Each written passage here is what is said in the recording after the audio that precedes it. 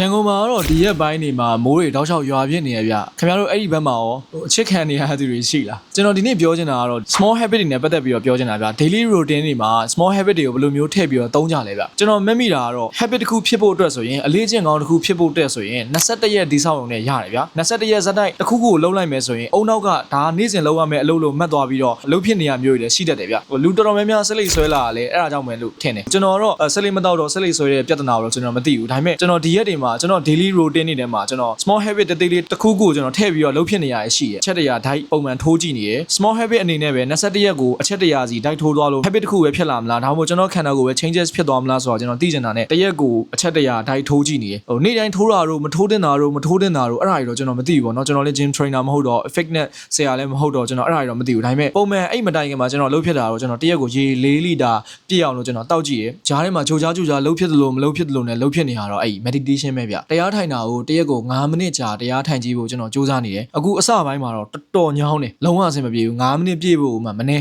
2မိနစ်ခွဲ3မိနစ်လောက်ဆိုရင်မျက်လုံးကဖွင့်နေပြီဗျာဒါတော့မှတစ်ခုတည်းကိုပဲအာယုံစူးစိုက်ပြီးတော့လုပ်နေရဆိုတော့ကျွန်တော်အတန်တစ်ခုခုဖွင့်ထားတယ် YouTube ကနေပြီးတော့5 minute meditation ဆိုပြီးတော့ရှာပြီးတော့မှကျွန်တော်အခုစွန်းစွန်းမြဲမြဲလုပ်ကြည့်နေတာတော့တရက်ကိုအချက်တရာဒိုက်ထိုးဖို့စူးစမ်းနေတယ်တရက်ကိုရေ4လီတာတောက်ဖို့စူးစမ်းတယ်5 minute meditation လုပ်ဖို့စူးစမ်းတယ်နောက်ထပ်ကျွန်တော်ထပ်ပြီးတော့လုပ်ချင်တဲ့အချက်တွေကတော့အဲ့ရနိုးချင်းမှာမျက်နှာကိုရေခဲနဲ့ကတ်တာတို့အချိန်နွေးပဲတောက်တာတို့အဲ့ဒါတွေတော့ကျွန်တော်နောက်ပိုင်းမှာဆက်ပြီးတော့ daily routine ထဲမှာ small habit အနေနဲ့ထည့်ပြီးတော့မှကျွန်တော် live ကိုအဲ့ small habit လေးတွေဘယ်လောက်ချိန်နိုင်မလဲဒါမှမဟုတ်21ရက်ကြာအောင်ဒီဟာကိုစတိုက်လုပ်လို့ရှိရင် habit တစ်ခုအနေနဲ့ရှိနေမလားဆိုတော့ကျွန်တော် send ပြီးတော့ testing လုပ်နေတော့မယ်ဘော်လာတို့ထဲမှာရော daily routine ထဲမှာ small habit တွေဘာတွေများထည့်ပြီးတော့လုပ်ဖြစ်လဲကျွန်တော်အဲ့ဒါတွေသိချင်တယ်ဗျ